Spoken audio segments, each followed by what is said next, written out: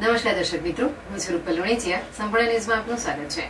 ત્યાગ, બલિદાન, શુભ કર્મ અને મૂલ્યવાન સુગંધિત પૌષ્ટિક દ્રવ્યોને અગ્નિ તથા વાયુના માધ્યમથી સમસ્ત સંસારના કલ્યાણ માટે યજ્ઞ દ્વારા વિપરીત કરવામાં આવે છે. વાયુ શોધનથી સૌને આરોગ્યવર્ધક શ્વાસ લેવાનો અવસર મળે છે. હવન થયેલા પદાર્થ વાયુભૂત થઈ પ્રાણી માત્રને પ્રાપ્ત થાય છે અને તેમના સ્વાસ્થ્યવર્ધન, રોગ નિવારણમાં સહાયક થાય છે. યજ્ઞ કાળમાં ઉચ્ચારિત વેદ મંત્રોનો પુનિત શબ્દ ધ્વનિ આકાશમાં વ્યાપ્ત કરી લોકોના અંતઃકરણને સાત્વિક અને શુદ્ધ બનાવે છે. ભારત હાલ સંવેદનશીલ પરિસ્થિતિમાંથી પસાર થઈ રહ્યું છે. પાકિસ્તાનના હુમલા અને આતંકવાદથી પરિસ્થિતિમાંથી આપણે સૌ હાલ પસાર થઈ રહ્યા છે.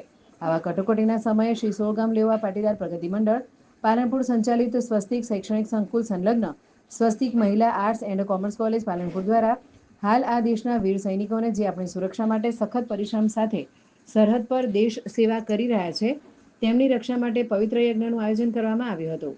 હાલની પરિસ્થિતિમાં સૌ દેશવાસીઓ સાથે મળીને સ્વસ્તિક શૈક્ષણિક સંકુલ દ્વારા ભારતીય સેનાની રક્ષા અને સુખાકારી માટે વિદ્યાર્થીઓ દ્વારા પ્રાર્થનાની સાંકળ બનાવવામાં આવી છે.